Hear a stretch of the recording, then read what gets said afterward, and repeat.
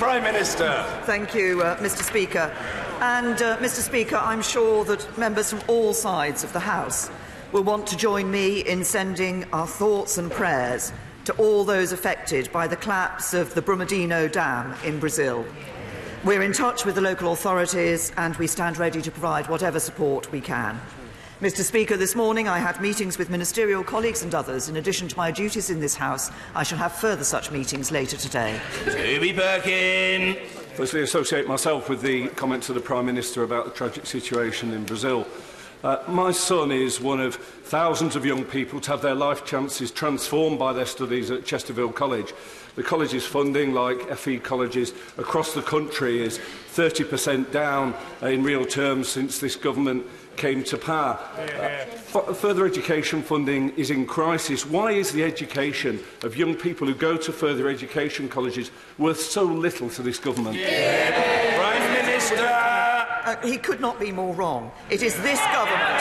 Yes. It is this government that is ensuring that by 2020 the funding available support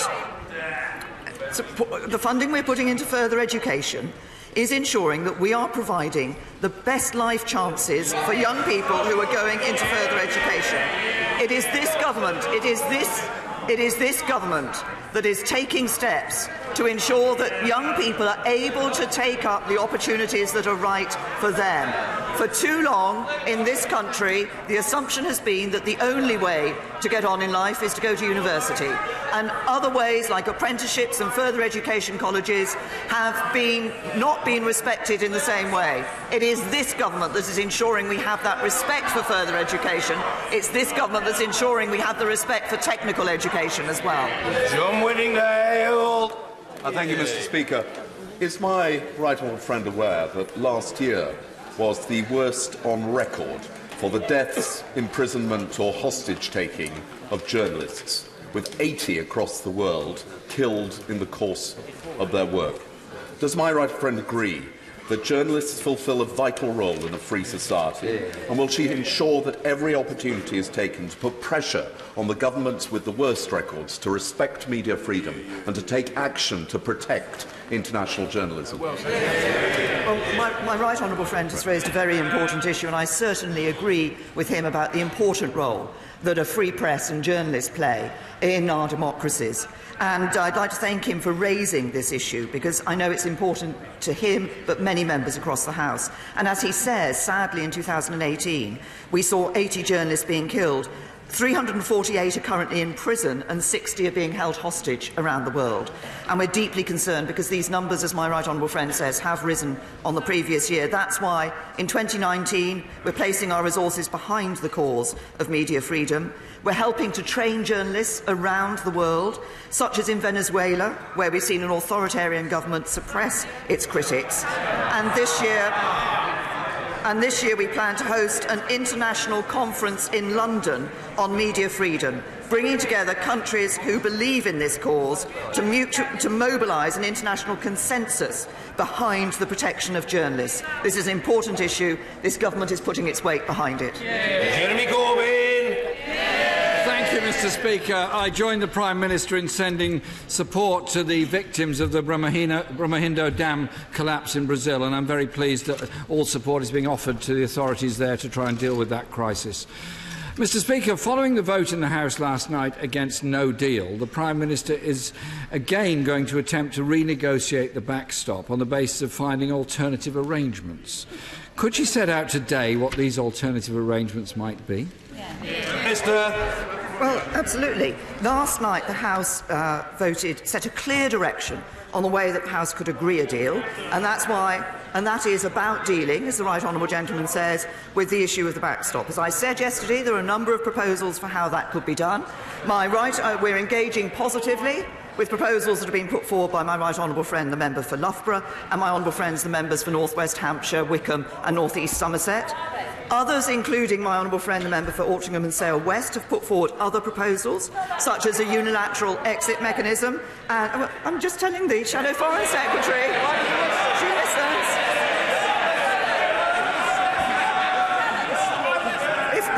a point of advice, if she wants to shout things, it might be to shout them in response to what I'm saying, rather than just saying...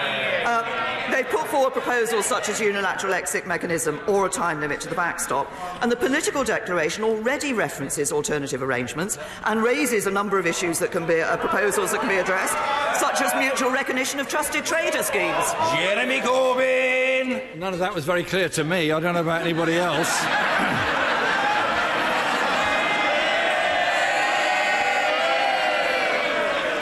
But it would have been nice, Mr. Speaker, it would have been really nice if the Prime Minister had acknowledged that she did whip her MPs to try and support no deal and was defeated on that. And, Mr. Speaker, the EU said at the weekend they're willing to renegotiate if the government's red lines could change. Could the Prime Minister today set out which of her red lines are going to change? Prime Minister! What has been absolutely clear with my contacts with European Union leaders is that they want a deal. What this House voted for last night is to leave the European Union with a deal, but it also crucially showed what it will take to see a support in this House for a deal in the future. I think the plan that was set out last night shows that we can obtain a substantial and a sustainable majority in this House. But the right honourable gentleman talks about not being clear about positions on various things. I'm very pleased that he is now going to. I'm very pleased that he is now going to. I'm very pleased he's now going to meet with me, and there are a number of issues that I want to discuss with him. For example, he talks about a strong single market relationship with the European Union in the future.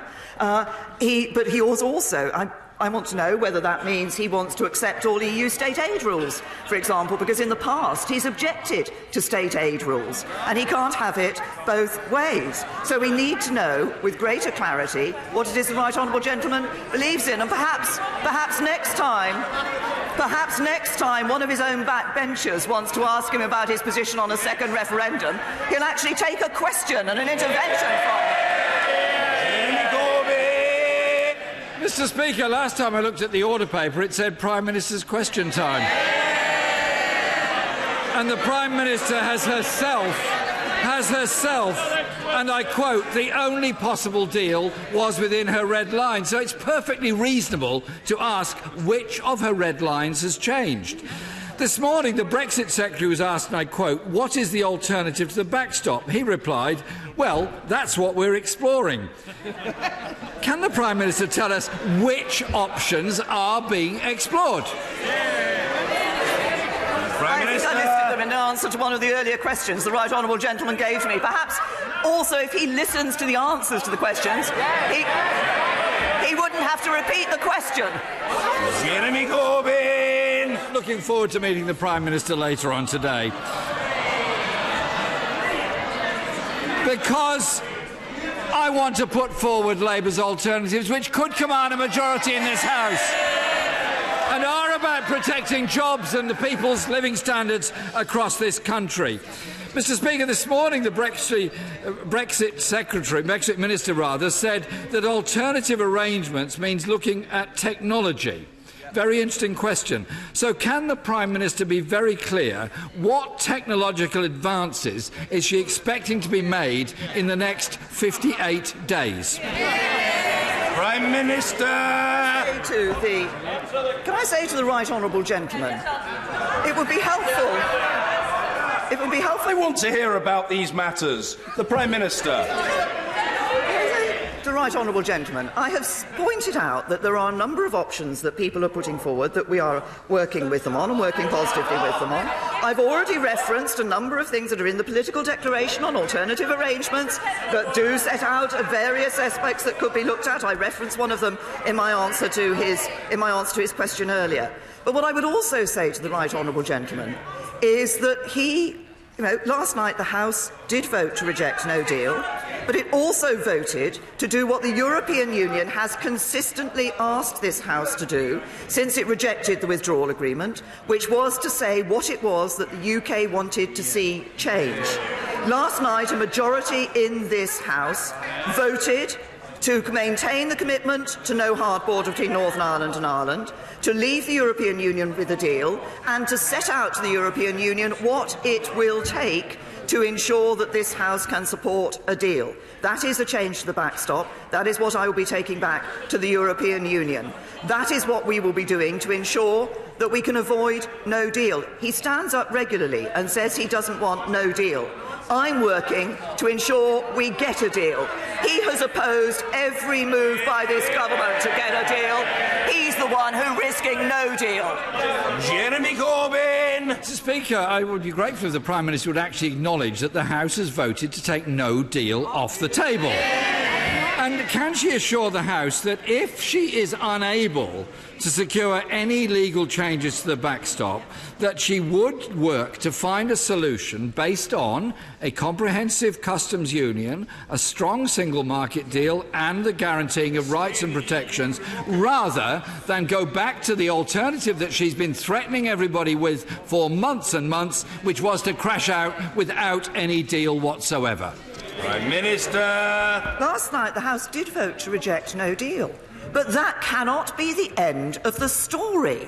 The only way, the right honourable gentleman says, of course not. I think that's the first time he's actually accepted that you can't just vote to reject no deal. You have to vote for a deal. Otherwise, you leave with no deal. So far, he has opposed everything this government has put forward in relation to a deal. And he said previously he will reject any deal that the government puts on the table. Will he now? He says it's Prime Minister's questions, but people want to know his position as well. Will he ensure that if this government comes back with a revised deal that ensures we don't leave with no deal, he will actually support it? It really is time, Mr. Speaker, that the Prime Minister acknowledge she's got to move on from the red lines she's put down in the first place. And she doesn't acknowledge that in answers to my questions or indeed anybody else's. Mr. Speaker, our responsibility is to bring people together. Whether they vote... Mr. Speaker, we are the Houses of Parliament, we are the House of Commons, we do represent the entire country, and the point I'm making is we should bring people together whether they voted leave or remain. And indeed, I look forward to meeting the Prime Minister to discuss a solution that could, in my view, unite the country. Changes to the backstop alone will not be sufficient. Businesses and trade unions are very clear that any solution must involve a customs union and the strongest possible deal with a single market to avoid the damage of no deal. The Prime Minister may have possibly temporarily united her party, but is she willing, Mr. Speaker, is... Order! Mr. Ellis. You were at one time a barrister of one rank or another in the courts. There is no way that you would have been allowed to shout from a sedentary position in that way, and the judge would have ruled you out of order. I don't know whether that's why you stopped practising law and came into Parliament. Behave yourself, young man. You can do so much better when you try. Jeremy Corbyn. Speaker, as I was saying before I was so rudely interrupted...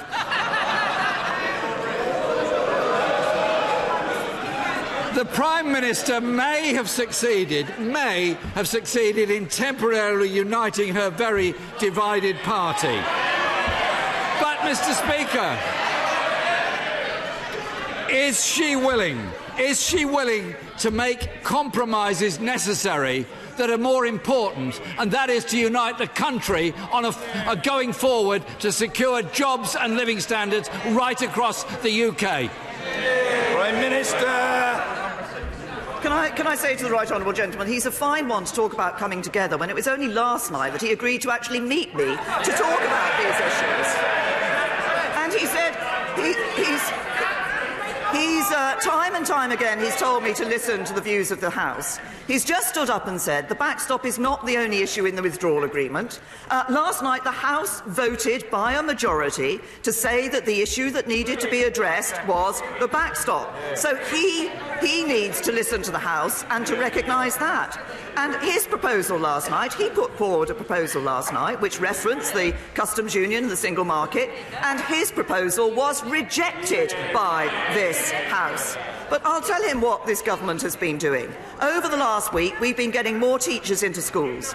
We've been ensuring we're giving more money to councils. We won a majority on Brexit. What did he manage? His Brexit plan was voted down. He opposed ending free movement, and he won't rule out a second referendum. He's no plan for Brexit, no good plan for our economy, and no plan for our country.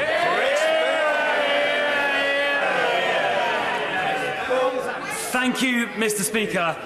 First-time buyer numbers, which collapsed under the last Labour government, are now at a 10-year high thanks to initiatives like Help to Buy and the first-time buyer stamp duty cut.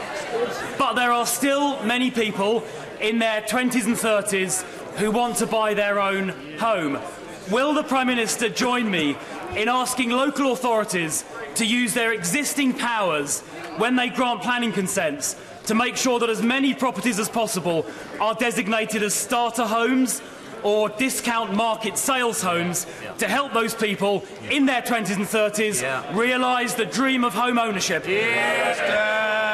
My honourable friend raises an important issue, not only in pointing out the very good news that we see that 10-year high in the number of first-time buyers, but also the opportunities that are available for local authorities to provide for this. And we obviously are clear that the planning system has a key role in delivering more affordable homes, and the National Planning Policy Framework, revised last year, was central to this. It includes a wider definition of affordable housing, and local authorities are expected to consider the new definition, which includes what my honourable friend has referenced, starter homes and discounted market sales homes, to identify the types of affordable housing their communities need.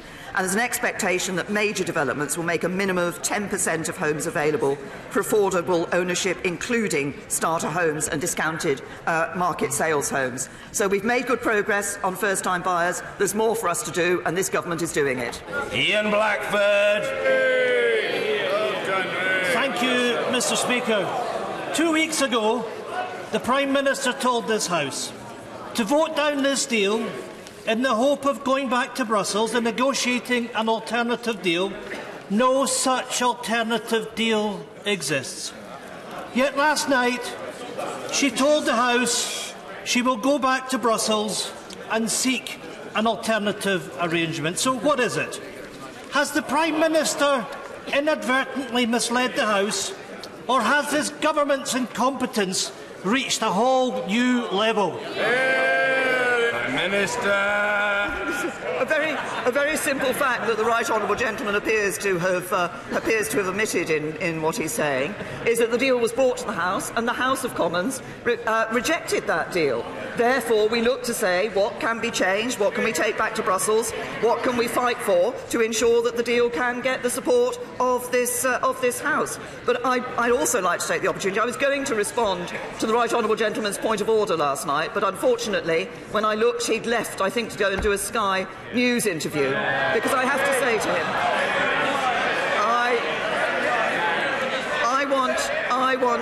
I want to just confirm absolutely the commitment of this government to the Belfast Good Friday Agreement. And the remarks the right honourable gentleman made last night in relation to that were frankly irresponsible.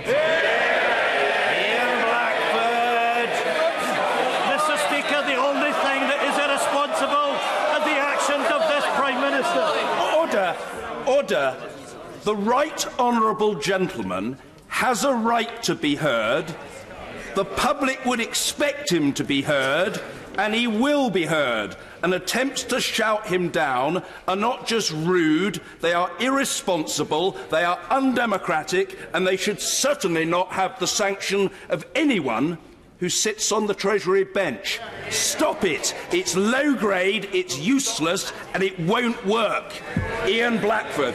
Thank you, Mr. Speaker. That was a graceless response from the Prime Minister, who is acting with sheer irresponsibility. And I have to say in her answer, what she demonstrated is, here are my principles. If you don't like them, you can have some more. Mr. Speaker, last night a majority of Scottish MPs rejected Brexit. The Scottish Parliament, the Welsh Assembly, and this House... Order. Stop it. It's utterly irresponsible, chanting in the background. Let the right honourable gentleman ask his question and the Prime Minister answer it. That is what the public would expect. Ian Blackford. Thank you very much, Mr. Speaker. The Scottish Parliament, the Welsh Assembly and this House of Commons has rejected the Prime Minister's deal. The UK Government told Scotland in 2014 being part of the UK meant continued EU membership. The UK Government told us we'd be part of a family of equal nations. Prime Minister, Scotland wants to stay in the EU. We are scunnered by this Government ignoring Scotland. Prime Minister, do you accept that you've promised Scotland everything, you've delivered nothing? Prime Minister. Can I say to the right honourable gentleman, Scotland is part of the United Kingdom. It voted in 2014 to stay part of the United Kingdom. The United Kingdom will be leaving the European Union. But if the right honourable gentleman wants to talk about the impact of Scotland in the future, perhaps he should look at the latest figures that came out just this morning on exports. Over 60% of Scotland's exports go to the rest of the UK. That's more than Scotland's trade with the rest of the world, and over 3 times more than with the rest of the European Union. And yet he represents a party that wants to erect a border between Scotland and England. The biggest threat to the future of Scotland is sitting on those benches. Sir Geoffrey Clifton Brown. Mr. Speaker, there is a clear choice between remaining in the customs union or a fully functioning UK independent trade policy.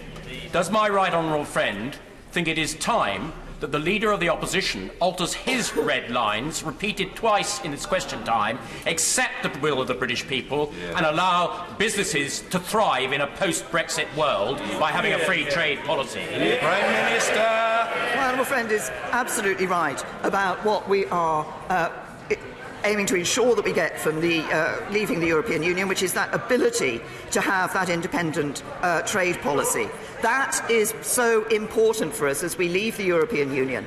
Yes, I want to have a good trade relationship with the EU, but I also want to ensure that we are able to have an independent trade policy with those trade deals around the world, and that this country should be a champion for free trade around the world. That's the way, not only to enhance our economy and to bring jobs to this country and enhance our prosperity, but actually that will be of benefit for countries around the world, including some of the countries whose economies do need to be helped and improved. Some of the people who are some of the poorest in the world will be helped by those trade arrangements. That's what we are going to deliver. That's our commitment to the British people, and as my honourable friend says, it delivers on the result of the referendum. Andy Martin.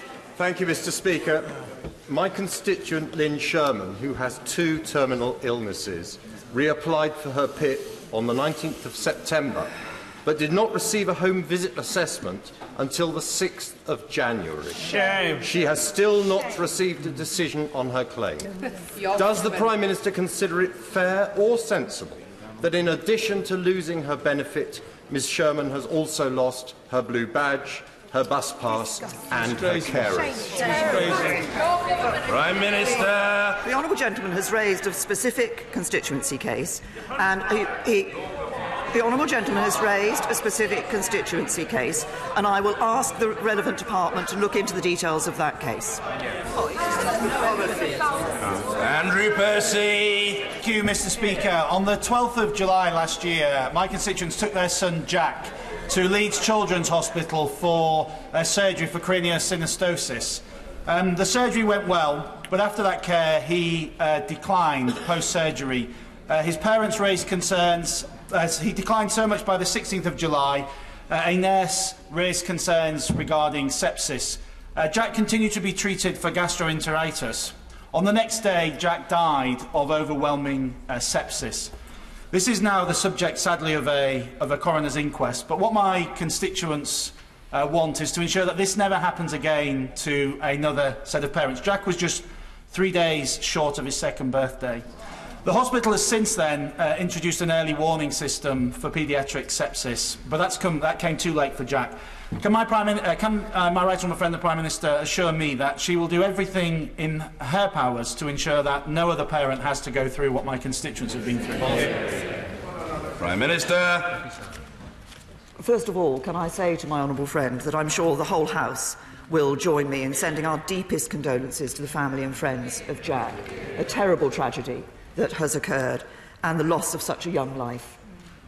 Can I also say that we recognise, as indeed I'm sure our honourable friend, the member for Dudley South, will confirm, that sepsis is a devastating condition. And it is important that the NHS carries on developing its programme of work on recognising sepsis and improving outcomes. I know NHS England and NHS Improvement are working urgently with the Royal College of Paediatrics and Child Health to establish a single England-wide paediatrics early warning system to improve the recognition of sepsis and response of healthcare services to children and young people. Nothing that we can do, obviously, can bring Jack back or compensate for the devastating impact on his family. But I can reassure my honourable friend, and I hope he will be able to reassure his constituents, that we're going to continue to do all we can to improve the care for those with this devastating condition. Owen Smith. Thank you, Mr. Speaker. The Prime Minister will know that there is a rising tide of racism in our country.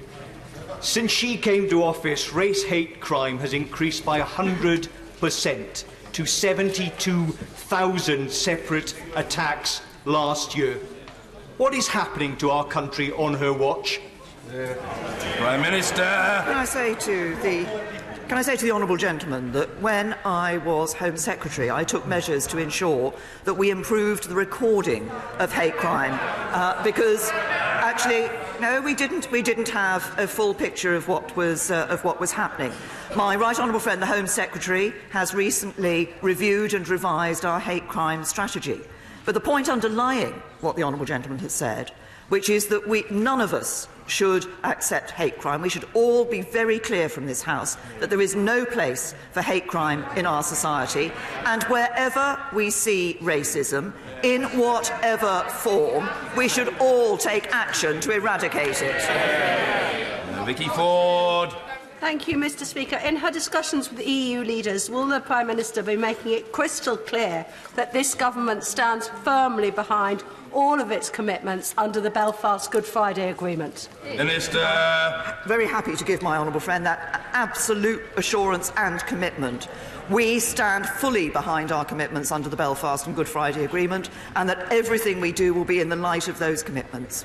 Tracy Brabin.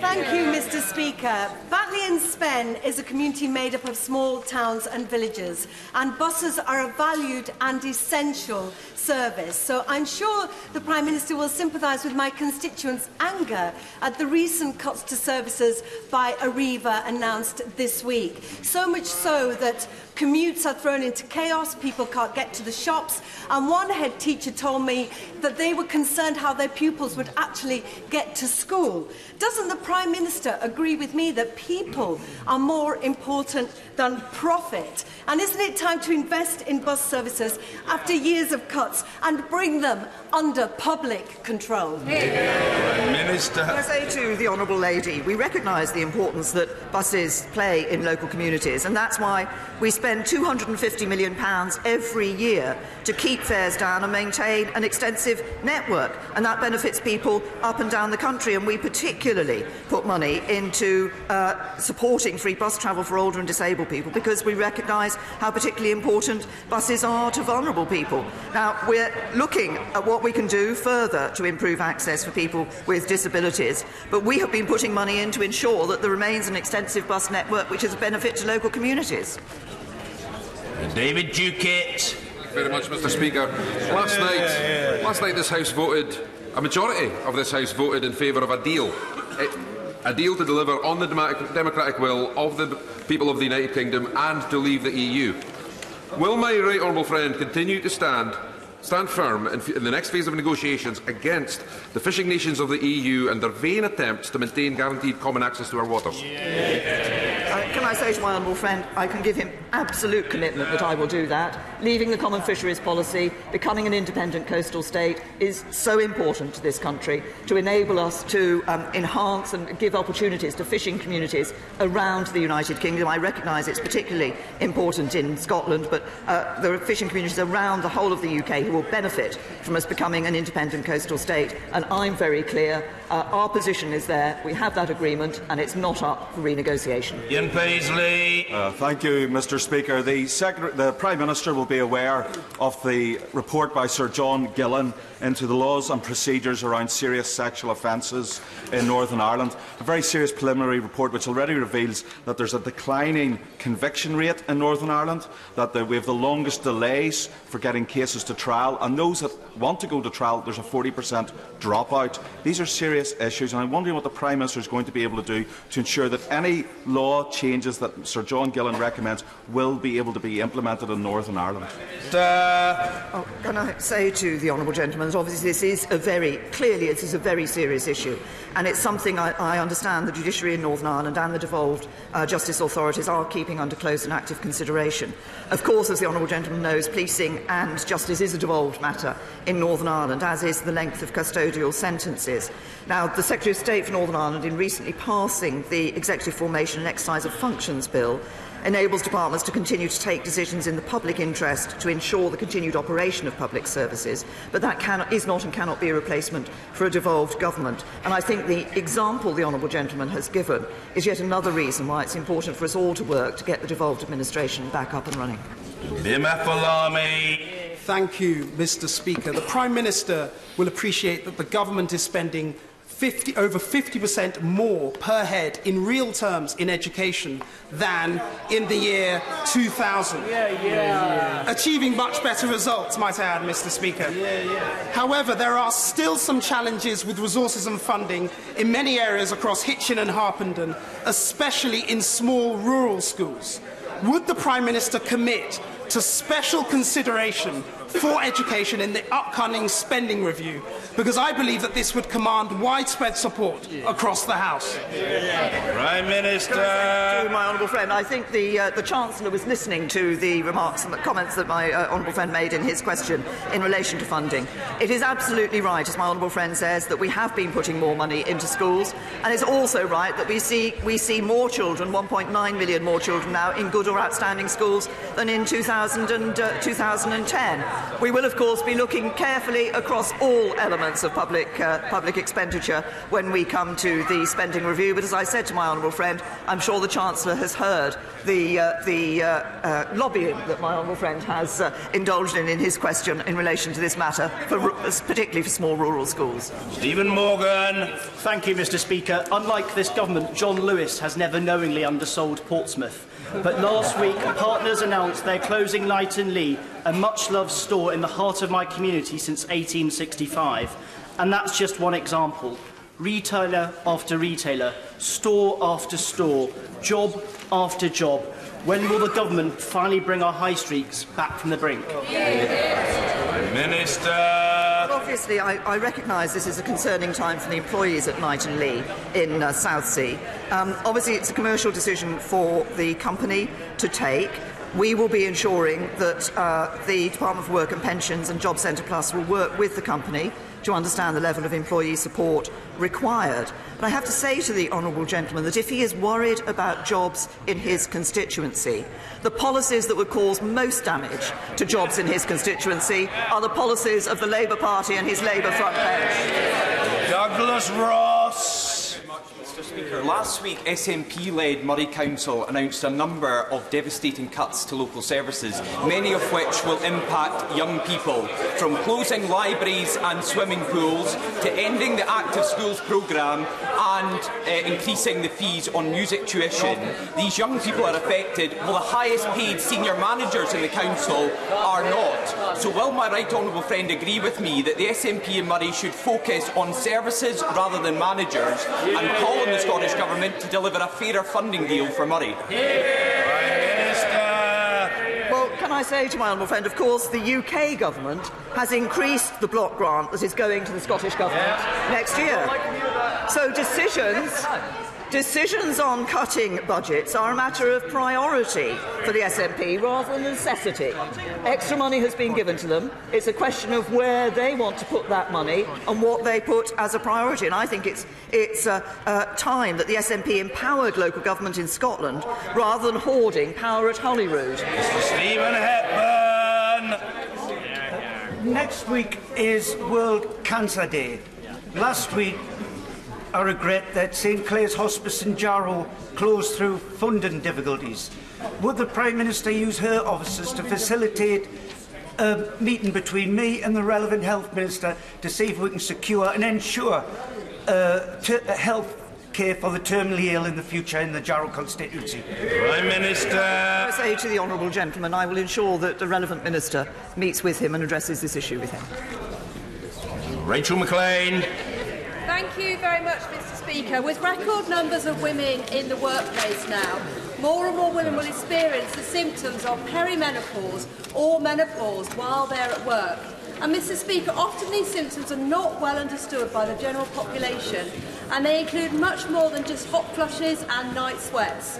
So will the Prime Minister please join my campaign, which calls on employers to update their health and wellbeing policies so that women can get full information and proper support so they can continue contributing at work? Prime Minister. I say to thank my honourable friend for raising this issue, because obviously this is an issue that I think many members across this House will recognise and recognise is an important issue, and we recognise the difficulties that women going through the menopause face. We are encouraging employers to adopt menopause-friendly policies such as flexible working.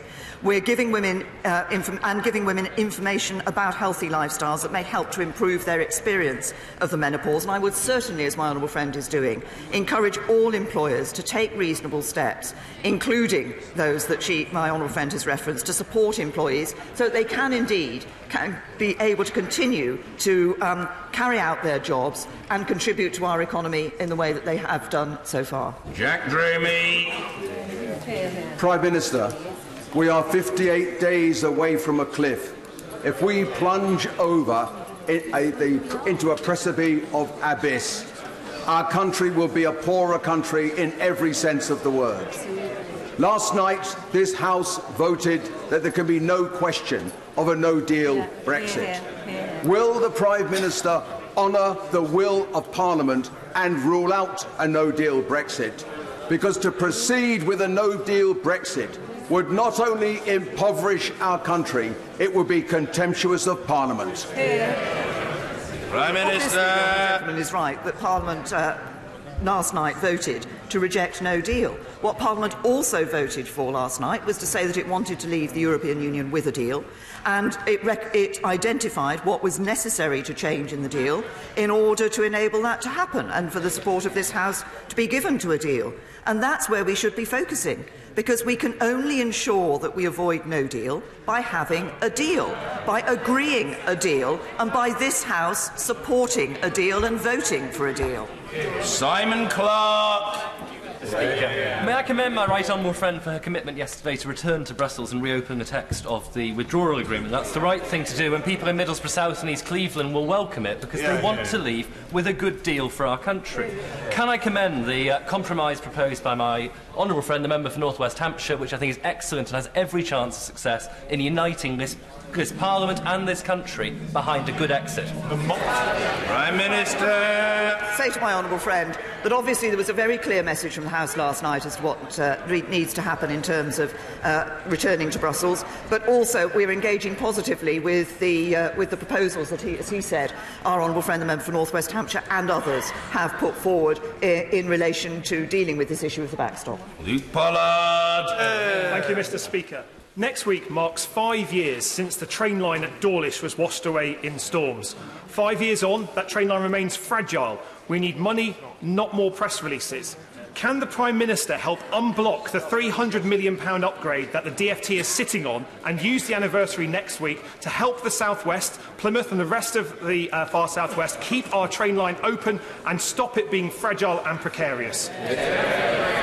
Prime Minister. obviously, passengers do expect better, and I understand that from the Department of Transport, the first phase of work to protect the seawall at Dawlish began in November with essential repairs to the breakwaters, and that's part of the £15 million wider investment to make the railway at Dawlish and Teignmouth more resilient to extreme weather. And can I just reassure the honourable gentleman that world-leading engineers have been carrying out those detailed ground investigation to develop that long-term solution for protecting the railway in a way that minimises disruption for passengers, and Network Rail will be reporting soon on how they will deliver these. But I'm absolutely clear delivering this improvement to the South West transport infrastructure is a national priority. It is essential for unlocking the region's economic prosperity and jobs, and that's why we're giving it the focus we are. Maggie through. Mr Speaker, Cotmanade Junior School in my constituency has increased its proportion of pupils attaining the required level of Key Stage 2 standards from 35% to an amazing 67% over the last year. Will my right honourable friend join with me in congratulating the pupils, the teachers and the head, Simon Robinson, and 13 other primary schools across Erewash for all improving their Key Stage 2 performances? Prime Minister. Honourable friend, I'm delighted to hear of the increased performance at Cotman Hay Junior School.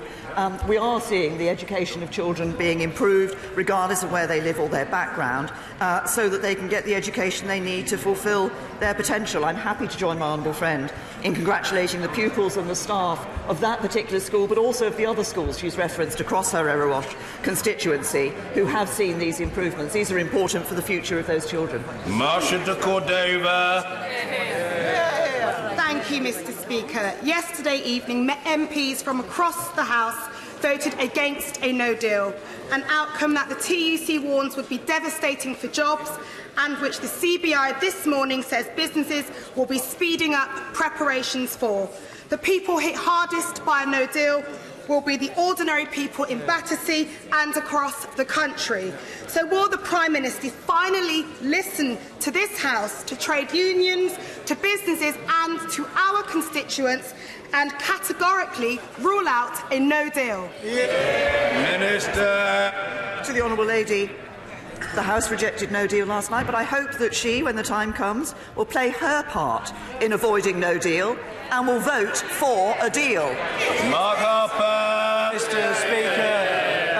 Mr Speaker, the Prime Minister knows that I want to make sure we leave the European Union on the 29th of March. She knows, regretfully, I couldn't support her deal 2 weeks ago because of the backstop, its impact on our relationship between Great Britain and Northern Ireland, and trapping us potentially in a customs union. I welcome the fact the House gave a clear majority yesterday to renegotiating the backstop. If she can deliver that, then I will vote for her deal, and I'm confident that will be a sustainable majority to get it through this House and the legislation. So can I ask my right honourable friend, tell the European Union there is a majority in this House for that deal to get us out of the European Union on good terms, and I would ask my colleagues to give the Prime Minister space. They're not going to crumble tomorrow. We're going to have to hold our nerve, and we can be successful. Prime Minister. Can I say to my right honourable friend, he is absolutely right about the importance of the vote that took place last night, because that vote, agreeing what it was necessary to change in the withdrawal agreement in order to achieve a majority across this House, winning that vote with a majority, gave a very clear message to the European Union that actually a deal can go through this House, but it has to be a deal that recognises the concerns that the House has expressed across the whole of this House in relation to the backstop. That is what I'm going to be going and fighting for, the change that this House has been very clear it wants to see in the future. And then, as my right honourable friend says, I'm confident we can see a sustainable and substantial majority across this House for leaving with the deal. Paul McDonough. Mr Speaker, Anna is a carer for the elderly. She lived with her girls in a flat above Barclays Bank. Because her husband left, she cannot pay the rent without claiming universal credit. She does not have a guarantor, so Barclays agents are evicting her. Another private landlord evicting a hard-working family on universal credit. Will the Prime Minister intervene and ask Barclays to grant her a tenancy so that her girls are not just two more in the 130,000 children in this country in temporary accommodation? Prime Minister. To the Honourable Lady that obviously, again, like one of her honourable friends, she's raised an individual constituency case, and the details of that individual constituency case, I will ask the relevant minister to look into that case and be in. Well, she's asking me to take a position purely on the question that she has asked me. I am asking the Minister in the relevant department to actually look into the case and to be able to assess that case and to respond to the Honourable Lady.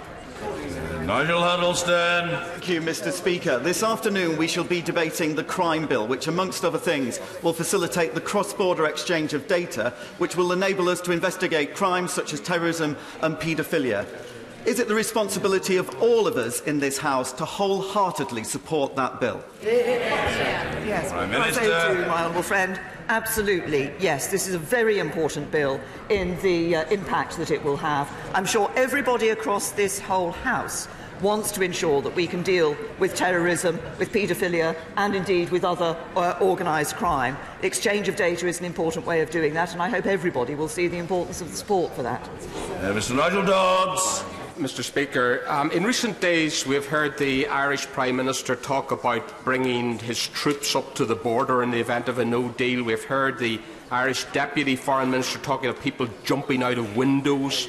Isn't this highly reckless talk, extremely dangerous in the present circumstances? That sort of rhetoric should be toned down and instead focus on what Michel Barnier said the other day, that even in the event of a no deal, we would sit down and find operational ways to have checks and controls away from the border.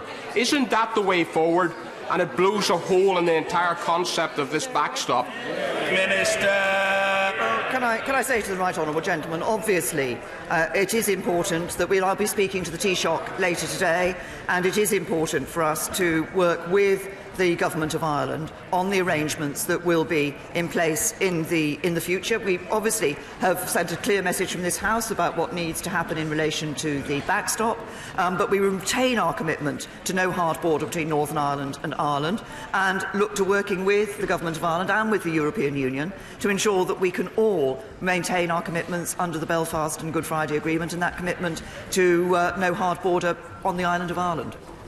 Bob Blackman. Thank you, Mr. Speaker. Last Sunday we commemorated Holocaust Memorial Day, when we remembered the darkest period in Europe's history. Will my right honourable friend join with me in thanking the Holocaust Educational Trust, its youth ambassadors and the incredible survivors who give their personal testimony to young people so that they will remember what the ultimate destination of racial hatred and anti-Semitism truly is. Prime Minister. He's absolutely right to raise the excellent work that the Holocaust Educational Trust does. And the youth ambassadors. I've met some of these youth ambassadors who have understood the importance of learning the lesson from the Holocaust, understood the importance of acting against anti-Semitism wherever it occurs, and indeed of wider racial hatred. And also, as my honourable friend says, the survivors from the Holocaust, who have given their time to ensuring that nobody is in any doubt about where man's inhumanity to man can lead.